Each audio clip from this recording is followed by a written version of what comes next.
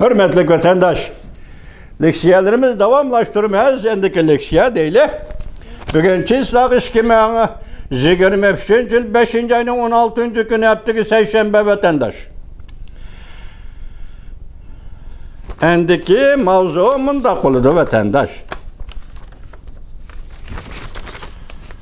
Cungo'nun alayda elçisi Avrupaga ziyaretke kelmesden burun Ursula von der Leyen hanım avval yetip geldi. Mavzula haber 5. ayının 15. gün Venvitor biti ilan kılındı haber. Mandak başlan. Avrupa İttifakı İcraiye Reisi Ursula von der Leyen Düşenbe 15. günü mandak görsetti. Ukrayna Kiev'nin özünün tinchlik planı Rusya'nın Ukrayna'ga tecavüz kılış uğraşını ahırlaştırışdan ve bu yoldaki her kandak tırışçılıktan başlanış noktasıdır. Reuters mındak ta'kidledi. Von der Leyen bu obzorunu ilan kılgan vakit Cungo'nun alayda elçisi Ukrayna vuruşunu siyasi yol bilen hal qilish uchun Avrupaga safarga chiqish paytiga to'g'ri keldi. Cungo Ukrayna vurushi masalasini tinch yo'l bilan hal qilish safariga atlanishdan burun Avrupa İttifaqı ijroiya amaldori Von der Leyen Kiev'ning tinchlik planini qo'lladi. Avrupa İttifaqı Komitetining ijroiya reisi nutuq so'zlagan bir paytda Cungo'nun alayda elçisi Avrupaga ziyoratga chiqish oldida turadi.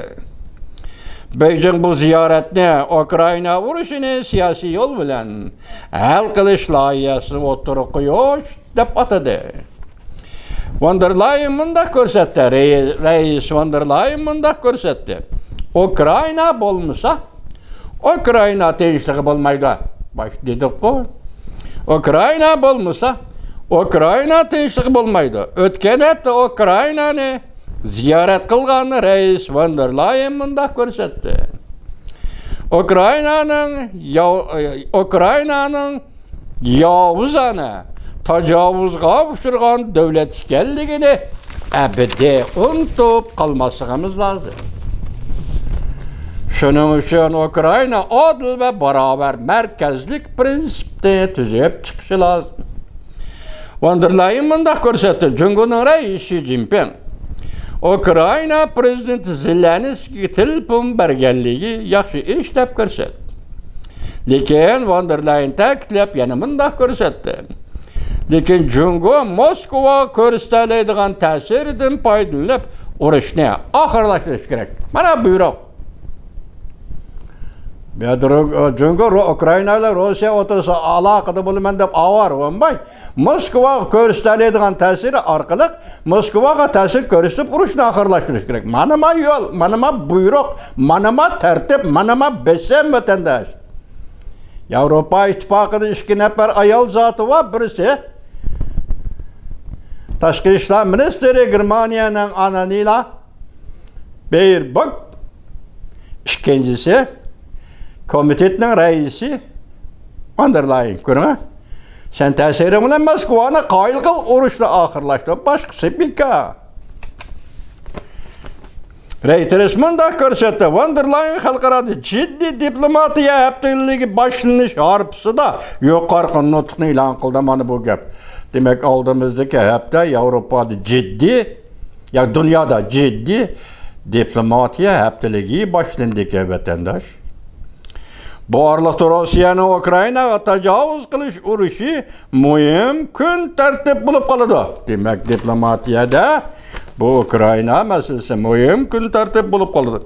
Von der Leyen'ning muxbirlarni kutib olish yig'inida so'zlagan so'zlarga asoslanganda Von der Leyen biz Ukraynani izchil qo'llaymiz, faqat Ukrayna ehtiyojli bo'lsalar.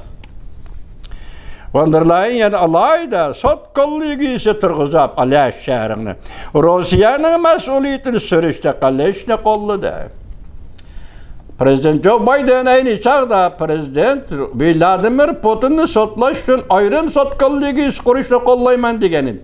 Bugun von der Leyen ayrim sot kollegiyasi turg'izib, Rossiyaning mas'uliyatini surishti qilishi lozim. Buni qo'llayman dedi.